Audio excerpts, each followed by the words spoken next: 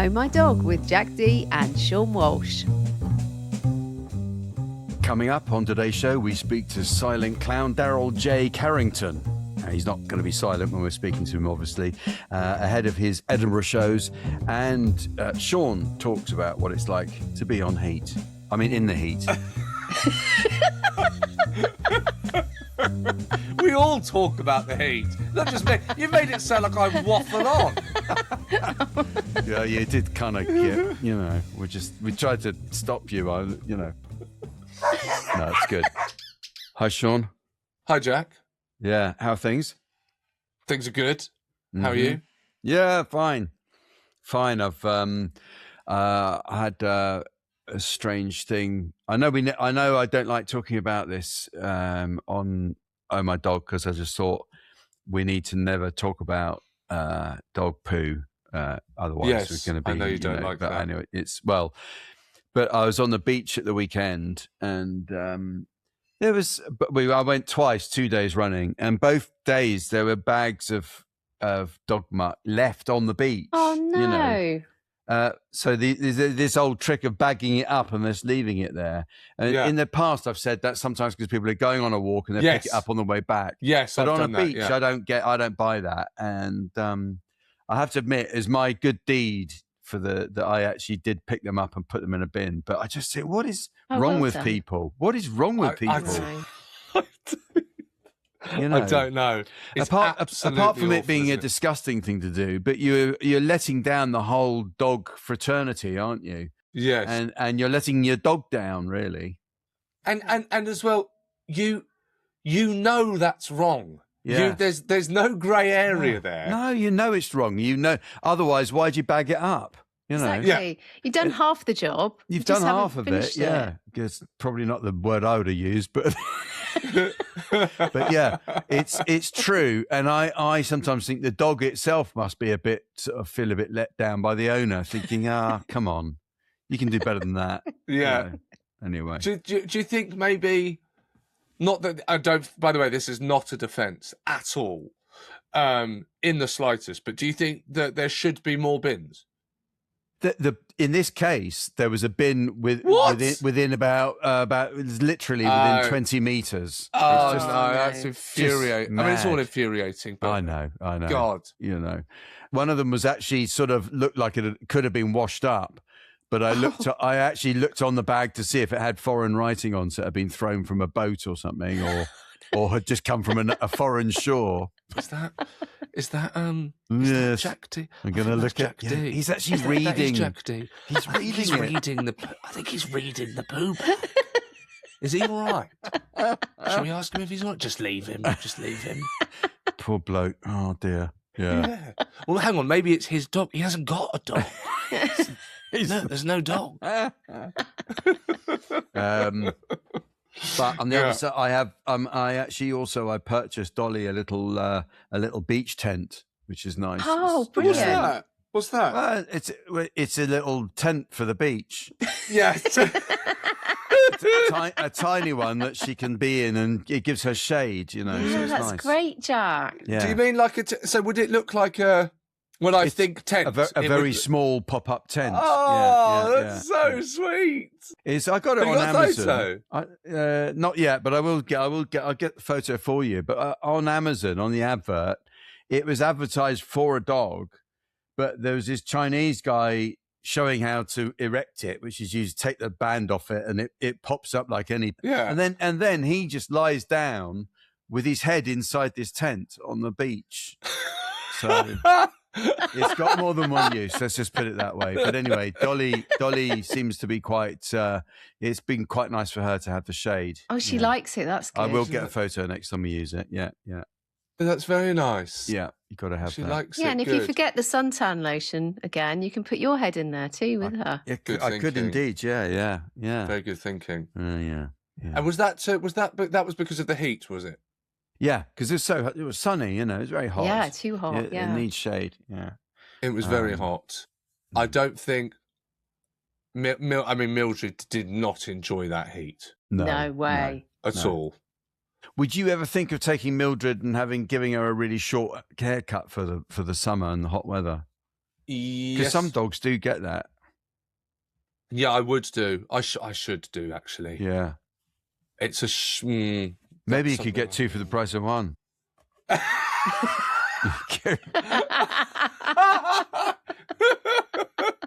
It's not a bad idea. You wouldn't do mine as well, would you, please? Do you know what? I tried to get an AC unit Yeah. and could not get one for love nor money. They were totally sold out, and they're still sold out now. Yeah. So what I resorted to was getting some tiny hot water bottles and putting them in the freezer and giving one each to the kids. And I had one with me and Juniper. And it actually did help you go to sleep because it was that hot. To cool you down, yeah. Yeah. The other thing you can do, have you got a fan? Have you got an actual fan? Yeah. Because you can aim the fan over a bowl of icy water or ice even, and that it blows the cold air out over. Jack, do you know what? I went viral on TikTok doing that hack. Did you? No, you didn't. Yeah, I did. And we've got an influence. We've got an influencer on our hands. It's going mad again at the moment. Every year it goes mad because people are like, "Oh, that hack." So did you invent that then, Sara? Was it your... No, I saw it, and basically it was fill up a carton of milk, water, put it in the freezer, put that in front of the fan, and it's supposed to work. But it only actually works for about 20 minutes because then it'll melt and then it's not so useful. Yeah. But it's something, and it's had like 2.5 million views. It's crazy. But Yeah. I don't know if you've seen those adverts for those little things that literally they're really small, and it says "Forget air conditioners. This is the new way," and it's got a picture of this little thing that sits on the wall and blows out cold air. And I was sort of half interested. I thought that's quite good because then you don't need the big pipe going out your window and all that stuff. And then I just happened to come across it on YouTube, and it was this guy taking this thing apart, and he said it's literally just a fan inside. It's just rubbish. Oh, it's a piece of And here's another piece of rubbish because obviously I look at these adverts and I get half interested. I'm thinking, yeah, that's great, and and of course it's designed for people like me to think that's what they want.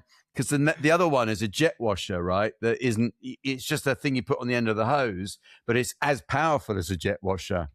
But and again, this guy got it and he took it apart and he actually showed it's no more powerful than putting your thumb over the end of the hose. That's all it is. It's pathetic. But it costs 60 quid. So if you see these adverts and you think, finally I can get it. Of course, it's not a jet washer because you know why? Because it's not a jet washer. You know, there's no pump to increase the pressure. So anyway, that's just to save everyone some money right before we get going. That's just for nothing. Done. That's Thanks, a little Jack. freebie from me. You're welcome. There was a tip that Sara shared on her Instagram that I watched from, what's her face, Sara? The scientist. Oh, yeah. I don't know. I'll have to find it. She's the host. Sorry, she's the co-host of The Rest Is Science. And her name escapes me. I'm sure we'll be able to find it. I'm getting sick of podcasts starting with that, aren't you? The Rest Is. When is this franchise from hell going to actually end? You know, I do. Oh, I very much agree with that. Yes, absolutely. Oh, God. Sorry, go on, though. Or maybe, in saying that, we should rebrand The Rest Is Dogs. Yeah. Yeah, let's do it. But anyway, she said that before you get in your car, obviously no one is enjoying getting into the car when it's been, boiling, heating up over the night. And what you do is you open the back door. You open the back window. You open the back window first. I just did it with the door. Oh, I suppose you could, yeah. Okay. Yeah. Or you open the back door window or open the back door. Then you go back round to the driver's seat door. You open that door and you open and shut it a few times. Yeah. Yeah.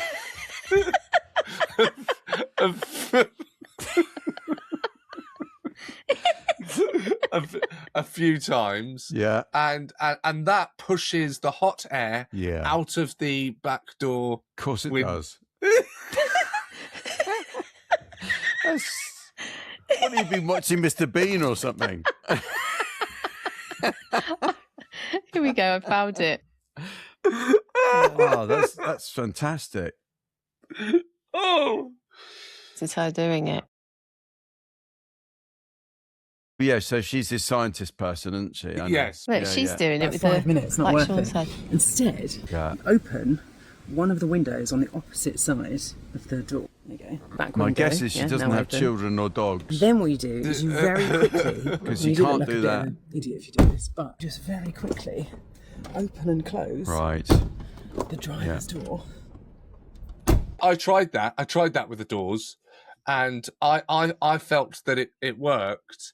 And then I said to Grace, "Oh, that worked. That video I sent you, that worked. Hey, look!" And I did it again with the next time that we got in the car. Yeah. And she got it. Oh, it's good, isn't it? She went, "That's not made a difference at all. No. Not at all." Yeah, it's. I've got one of those silver things you put up, and Oh, do you? Yeah. And do you know what I like? I like doing it for the only reason. This is the only reason I like doing it is whenever I see one of those on someone else's car, I think I wish I'd got one of them. I wish I was one of those people that did that. And yeah, it was organised enough. So I've had this thing in the car for about a year now, and but now it's there. I have been using it, and I don't know if it makes that much difference. So do you put it? Sorry, does this go on the outside of the windscreen? Put it on the inside. Put it on the inside. Well, does it stick? Yeah, you've got two rubber, thingies that stick out. Oh, yeah. Suction. Yeah. Oh, I mean, it stops the steering wheel getting red hot, that's for sure. Oh, that is good, yeah. Yeah, it is good. Sounds... I do the same. Well done for doing that. Yeah, I could never. I feel really accomplished for having got that. I do it in winter so that it doesn't get all... you put it over the car and then it stops the ice from... Because, in the morning... On the outside, of course. Yeah, you might have to de-ice your car and it takes ages. So I do that, Oh, I did that. If you can predict when the frost is coming, that's a great move. Yeah. I tell you what, I'm not enjoying that kind of hipster fan that everyone has. I don't mind the little old school one that I grew up with, where it kind of looks like a bit of a chunky pen with some propellers at the end. I didn't mind that, but I'm not enjoying the big handle with the fan. The ones. I know. And everyone just walking round whilst holding them up to their face. Yeah. Come off it. Yeah. It's not making a difference at all. No, I agree. I wonder if you could get an app that just looks like a fan on the screen of your phone and hold it up. And I wonder how many people you could fool into thinking it works. Seriously, yeah. Go on. I bet. Yeah. They would fall for it. Yeah. Everything could be an app these days. I'd even love to wind. do that. Just so, you have to download. It costs £1 to download. You wouldn't have to do that many to make it a fortune before it gets out. It doesn't work. Of course it doesn't work. What are you talking about? It's from the same bloke who makes those pressure washers. Yeah. I'd love to do that. Yeah, you should do it. How did Dolly and Juniper handle that heat wave? Yeah, not good. Juniper, she slept most of the time in the coldest place she could find. Yeah, which was on the floor, just somewhere on the floor, really, wherever she could, or a spot on the stairs. Oh. And you'd be thinking, poor little thing. And then panting. The panting actually really worried me. Yes, I was because worried. I just felt like she's not cooling down. So I had water on every floor so that she was never far from water. Oh. And it was just it was difficult. I worried about her the most. Yeah. When did you do a cold, a frozen hot water bottle for her like you did for the kids? Yeah, but she didn't really like it. No. So I'd have to kind of disguise it under things and try and get her to sit on it. Yeah, that's what we did with the cool mat. And when she actually sits on it, it makes quite a difference. And I did put one down for her. I put it inside a pillow cover. And she sort of, and she actually did like it and sort of lay down on it. It made a bit of a difference. They're worth having, those things. Yeah. Mildred, that's a good. Mildred had no interest. I tried to put a T-shirt of mine on it. So that, to encourage her to sit on it, but no, she was just having absolutely none of it. She likes the we got some tiles by the fireplace. Yeah. And that's actually very cool. And she's figured that out. Nice and cold. Very good. Very good. Right, I think it's time for a quick word about our friends at PetGo. Yeah, over the years of raising dogs, I've come to realise it takes a village. It really does. One person's walking Mildred, someone else is feeding her, Michelle's popping in, Nana and Papa are looking after her for the weekend. And nobody can remember who's given her the worming tablet. That's exactly what PetGo is built around. Instead of endless WhatsApps and trying to remember who's doing what, everyone looking after your dog can stay connected in one place with all the information they need. Which should save a few family arguments. And the other thing I like about it is it's about dog owners helping dog owners. It's not just full of businesses trying to sell you things. It's people sharing advice, recommendations, and helping each other out. Yeah, and it's free for dog owners, free for charities. They don't take commission from pet care providers, and they pass discounts straight back to owners. It's all about making pet ownership easier, not more expensive. Search for PetGo on the App Store or Google Play and join the village. I wonder if they've got a version specifically for looking after Seann. What do you mean by that? So, I think it's time for our wonderful guest. Indeed. Well, today we are joined by the wonderfully inventive visual comedian and silent clown, Darryl J Carrington, who's back at the Edinburgh Fringe with his award-winning family show Out of the Box, along with his new late-night creation, Tennish. He's spent over 20 years turning physical comedy, circus skills, and pure imagination into wordless chaos. But before we get into Fringe madness, we need to talk about his dog, Bowie. Hello, Darryl. Hi, Darryl. How are you? How are you? Yeah, I'm doing. Yeah, great. Thanks. How are you folks? Thank you so much for joining us. I imagine you're fairly busy. Are you doing previews and run-throughs before you get up to Edinburgh? Yeah, basically, yeah. So doing lots of, got a few dates of the old show, which I'm still sort of running out of the box. And then, just got work in progresses for the new show Tennish. And, it's getting all set. So what's the difference between the days that you got the show Out of the Box, which is it's described as a family show, which is I imagine you've got background in street theatre, haven't you? And from a circus background, and then tried doing straight stand up, was terrible at it, and then ended up sort of falling into the silent clown stuff. Hasn't stopped me. Yeah. Shut up. But I mean, essentially, there's not really any difference between the two of them. It's just that when I moved indoors, they went, "Oh, it's a kid show," and I went, "Not really. It's for everyone." Because I started at outdoor arts. Okay. Do you know what I mean? Where you've got to keep everyone entertained. Yeah. And as soon as I moved indoors, I went, "Oh, it's a family show." Yeah. But in a way, it's been quite nice because every single parent comes out going, "Bloody hell! I wasn't actually expecting I'd laugh more than the kids were." And I'm like, "Yeah," because it's not technically a kid show. No. So that's why I'm doing the Tennish show as a late night clown show. It's a similar sort of non-verbal clown silliness, but doing it late at night so that hopefully next year I can go 6 o'clock, everyone come. Yeah. Do you know what I mean? So Okay. Right. Really thinking ahead. How did you get into the circus? Did you have to run away? I mean, I don't know what happens. Yeah. Yeah. No, weirdly, I was just at Glastonbury Festival and my partner was a really good juggler. And I was like 19. And I just thought, I'll have a go at that. And I just had a go. It took me about 3 hours. Yeah. Next guy, I met some guy juggling 7 balls and I got really obsessed and got to 5 balls in about 6 months. Traveled, went backpacking around India and then kind of was making money doing shows over there. I went, I could do this. So I came back, went to circus school, met my partner, and then got into trapeze, basically. So, yeah. Fantastic. And then toured the world with that with a big show called Batman Live. So we did big arena tours. So when I started doing stand up, I was just I'm pretty sure I'm the only open micer trying to get back to a sold out O2 arena. Yeah. Yeah. Because I mean, when I started out on the comedy circuit, which just 1986, there were a lot more variety acts on the circuit then, a lot more. So there's a lot more street theatre, but also circus style acts that were in there. There's a lot more juggling, magic, double acts, and so on and so forth that were suited to that kind of thing. And I really missed that on the circuit. So it's great that you're flying the flag and making such a success of it. Can I just ask before we move on to your dog Bowie? Or would you say Bowie? Bowie or Bowie? It's totally up to you, man. I don't think he minds either, to be honest. What do you say? I say Bowie.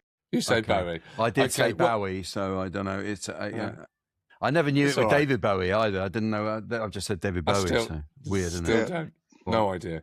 But did you try and actually, instead of doing stand-up, did you try and take your circus act, what you currently do, and try and do that on a stand-up night at any point?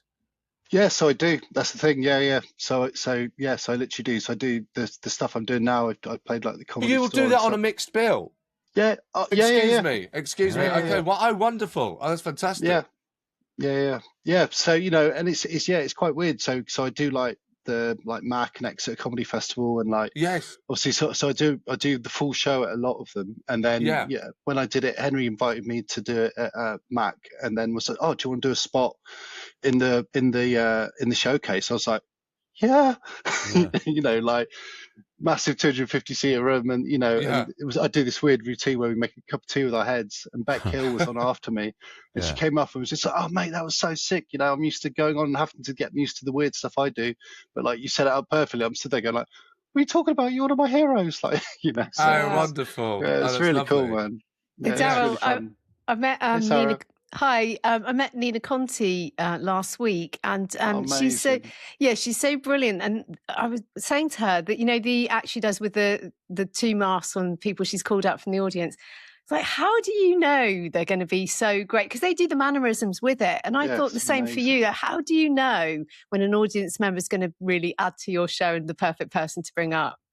Yes. So, I mean, one of the main things is people come off after the show and be like, oh my God, thank you so much for not picking me. And I'm like, dude, of course you didn't look at me once. So, you know what I mean? Right. You're literally so there's always a dad that sat there literally on the edge of his seat, sort of beaming. And, and every routine I do has got a consent module built in. So for example, I draw a really bad chalk caricature of them to sort of get them up, and if they go, oh no, I don't want to play, I go, okay, fine, I'll rub it out and then redraw someone else. Do you know what I mean? Because the last thing you want is someone on stage that doesn't want to be there. And is that legally binding? I think so. Yeah. I sort of find the longer and longer you sort of do it, you kind of find the right sort of people. And what's really lovely is you just allow them to be them, rather than sort of controlling what they do. You kind of, what you're going to do, and then that's, that's really the best clowns. We kind of play second fiddle. So you kind of allow them to be the star of the show. Yeah. Then you sort of follow it up, No, it's fascinating. I wonder, is this getting onto the dog thing? When you're doing street theatre, have you ever had issues with dogs? I mean, does that... literally this weekend. Yeah. So I've got a little dog in the show called Flippy, and he's one of those little mechanical flipping dogs. Oh, yeah. But they always fall over. And I realised that basically if I put little weighted wristbands on it, I can make it land when I want to. Brilliant. So I open up the box and it's and at the side of the stage there's a massive Doberman, huge Doberman going, starts scrolling back. I pull out this little flippy dog and I'm like, and then but the bloke comes up and starts bringing the dog towards it, and I was just like, dude. So I've got yellow and red cards because obviously not talking, you've got no authority. So I pull out a yellow card to be like, chill, and I've got a red card to be like, mate, you're doing too much, back off. And so I yellow carded the dog and he sort of pulled it away, but it was just that's a brilliant idea, isn't it, to have a yellow and a red card on you? That's just give them that idea. That's great. I might use that if you don't mind. You see. Yeah. It's handy. And I do have a heckle put down as well. So when I do play comedy clubs, whenever someone, obviously being non-verbal, if someone heckles me, I've got a little kazoo. So they're like, oh mate, you're rubbish. I just go me, and I just mimic them. And one time this dude was doing it for 5 minutes, and he's just getting more and more irate, and the audience just loves it. It's so petulant and it's so childish, and I'm just like, that's the best way. The best way. Because to have that discipline of actually not breaking into voice at time, I should imagine at times is quite difficult. But to have devices like that, so clever, such a great idea. Thanks, and what time is the show on in Edinburgh, the Out of the Box? So Out of the Box is 1:20 in the Weeku in George Square Gardens. George Square Gardens, yeah. Okay. And then Tennish is 10 p.m. in Bristow Square, the Clover Underbelly again. That's gonna be brilliant. So as always, we'll put we'll put the link in the episode description. So if anyone wants to snap up tickets right now, as you were looking at your phone, go do that. It's such a nice time of day as well to have a show that you're going to aim for and think, I'm going to go to that and start my day with that and carry on. So it should be a good one to get to. So is Bowie going to be in Edinburgh with you?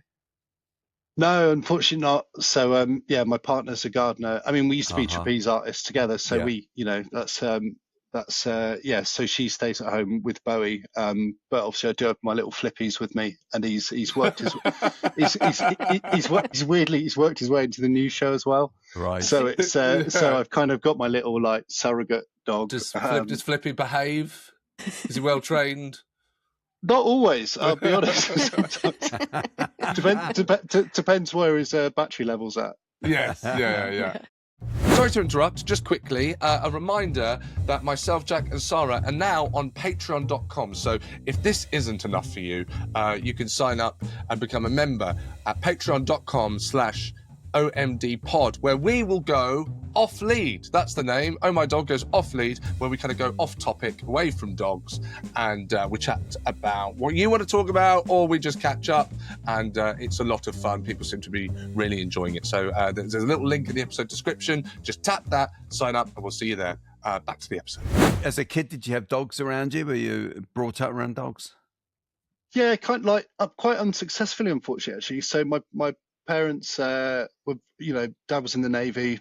We moved around a lot, and he always loved the idea of a dog. And we got a second-hand Alsatian, and then it was a one-man dog, and wouldn't.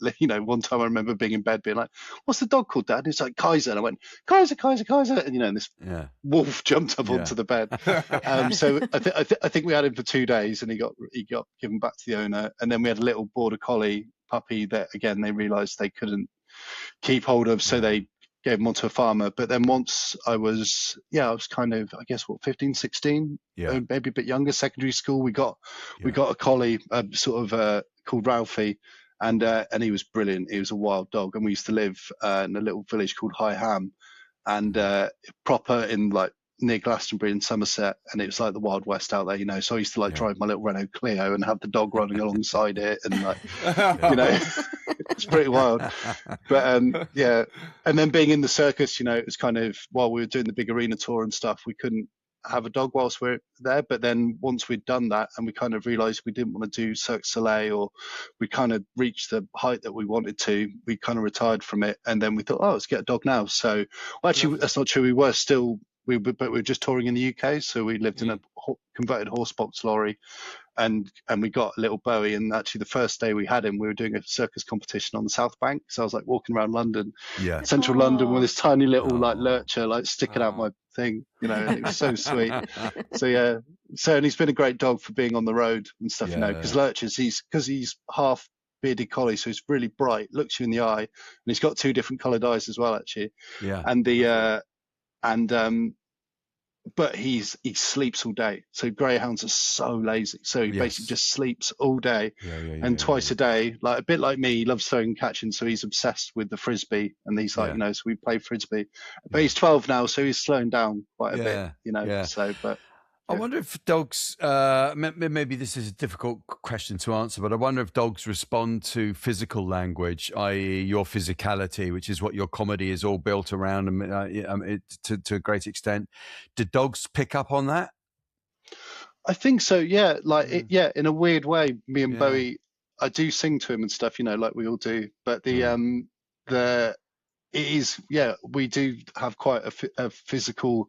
we do have quite a physical sort of relation. I can look at him in a certain way, or just with my sort of body language. Because I'm quite a lumpy bloke. Do you know what I mean? So I'm stop. And it is quite visual. And because with the sight hounds, like when they see something and he wants to go for it, like their basic their ears go deaf. Do you know what I mean? Like they're just like dunk, and they just sort of zone in. So actually, you do have to be quite sort of physical with them. It's interesting, isn't it? The idea that mime would work with a dog. I mean, that's an extraordinary thing. He must be very well trained then. To a degree. Do you know what I mean? Like I always think it's a bit sad when there's a dog that's just stuck to your heel. Do you know what I mean? Like I kind of like Jack has said that in the past. Yeah. Do you know what I mean? I kind of like him to have his own sort of decision making. Do you know what I mean? So when he was younger, if we were on Salisbury Plain or something, and he would see a rabbit and he would kind of look back at me, and if there's no one else about, and luckily he's never had the kill drive. He likes chasing, but he's never killed anything. He's a bit cross-eyed, thankfully. So but I enjoy how you put that I like him to have his own decision making. It could be quite a dangerous policy with a dog, but it's I completely understand what you're saying there. Completely understand. Yeah. But in that way of like he walks in the mornings and stuff, we're lucky, aren't we? We're sort of time rich in some ways, so it's when we're not working, but getting him to choose wherever he goes. And actually in Bristol where we used to live, like if someone would walk him, he'd walk them straight to the pasty shop where they loved him, and he'd always get a couple of sausages. They'd probably be like, Darryl, you're taking me to the pasty shop again. I'm like, yeah. Mildred, my dog, my cockapoo Mildred, does that when I take her to Notting Hill. There's a place we know, and they always give the dogs. It's wonderful. It's called Mike's. It's in Notting Hill, and if you have a dog, they'll give your dog a sausage. Yeah. So that is where I know it's so sweet. So that is always where Mildred is trying to take me in Notting Hill. Yeah. I know this great place. Come on. Yeah, let's go. Yeah. And in the house is Bowie. Does Bowie have the run of the house? Is allowed to go anywhere or? Yeah. So I mean, we lived in so him being 12, like we lived in the horsebox lorry for and it's funny because I think people imagine like a sofa in the back of a transit van, but it's like big wooden lorry with a shower and a big like proper foot on bed and a kitchen, and it's basically a country house on wheels. Do you know what I mean? So but with that, it was quite a small space, so he used to sleep up on the sort of foot on bed next to us, and obviously it'd be kind of my partner, me, and he would sleep against the wall. So when we moved into a house, he the first night he kind of jumped into bed and went and on his back he roached, and he went to roll over against the wall and it just out the bed. And I was just like, oh mate, he was like 10 or something at that point. I was like, oh mate, and he's because they're so they're for such. Because people always see him and they think like, oh God, is he a wolfhound? He looks like a wolf. I don't know if is it good to see a picture of him so you can get a please, we'd love to. Yeah, that'd be great. It's, where is it? You're doing the whole of Edinburgh, by the way. Yeah, you're doing the whole run. Yes, yeah, the whole thing. Yeah. I think 18th is the one day off. So but there's. There he is. What a sweet dog! He looks like he's smiling. Wow. Very nice. Yeah. Full action. That's great. The one question we always end with, Darryl, is do you let your dog kiss you on the mouth? So I wouldn't have a problem with it, but actually he's not into it. So he doesn't so if you kind of go here, he'd be like, no, don't want it. But if you're like on the cheek, he'll give you a lick, or like he'll lick you on the head or something. Yeah, he's a very polite lad. Do you know what I mean? So, yes, very respectful. Yeah, but don't take it personally. Doesn't like public displays of affection. Very considerate of others around him. Thank you. Yeah, that's great. Thanks so much for joining us, and wish you all the best for Edinburgh. Hope it goes well. I'm sure it really will. Both shows sound fantastic. Yeah, the links are all on the website for people who want to go and see Darryl J Carrington at the Fringe with his show out of the box. Have a great time up there. I might bump into you. Hopefully, we'll maybe even catch the show because we're all up there as well working. Yes, so yeah. Darryl, I'm going to show my son your video of teaching people how to juggle, because I got him some juggling balls for his birthday a couple of weeks ago, and he's got 3 and I can do it with 2, but I can't do 3. So I'm going to show him your video. Mate, amazing. And if you struggle, Sorry, go on, Darryl. Sorry. So I was going to say, and if he wants any more lessons or anything, get in touch and I can give you some little tutorials. That'd be and brilliant. Yeah. Thank you, Darryl. That sounds I'm great. going to get. You're on Instagram, of course. Yes. I will give you a follow. I won't. Mm. I've actually blocked. I've done that thing of I've blocked the apps from my phone. Right. So I can't use the app. So about 6 o'clock this evening, I'll give you a follow because I'd love to see what you do. So yeah, thanks for coming on. Nice Yeah, one. Cheers, Thanks, guys. Darryl. Thanks so much. Lovely to meet you all. Cheers. And Yes, you too. Take Bye. care. Later. Bye. Take care. Bye. Bye, mate. Oh well, I loved that. I absolutely loved that. Brilliant. Really, really interesting, and I can't wait to check out his show if I can get to see him in Edinburgh. I know you said that about being on the circuit. When you started, there was a lot more variety on the bills, and that had pretty much disappeared by the time I started. But I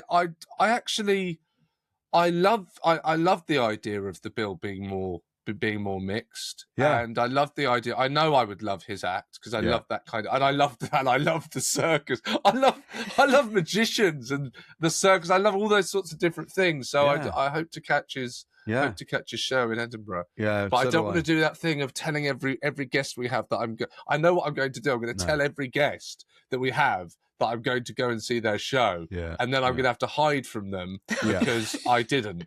Yeah, I know. My show clashes with various shows that with people we've talked to, and I won't be able to see them. But I will see what I can. Purpose. You've done that, Amber. You've gone through the Fringe guide and gone right 5:30. That will wipe me out of all of the shows. Yeah, sorry, Darryl. That clashes with my lunch.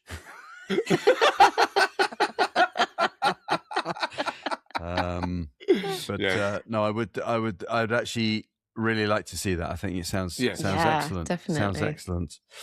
Good. Okay. So thank you for listening to Oh My Dog. We hope you enjoyed taking a deep dive with us into our love of dogs.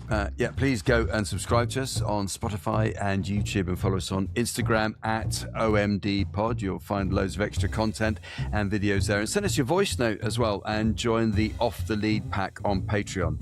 That's patreon.com/OMDpod. Yes, that's if you've not had enough of us. Don't worry, you can go there and there'll be more. We'll go off topic, but we're not gone. So just head there to patreon.com/OMDpod. And don't forget to give us a 5-star review wherever you get your podcast to. And remember, a dog is for life, not just for podcasts. Yeah. I like that bit you said a bit. You started winging it a bit there, didn't you, about going off topic? I just wanted to show my sort of, I can improv. Yeah. Done a bit of radio recently. Yeah, it's all coming. Yeah, don't need the auto cue. I'm all right, me.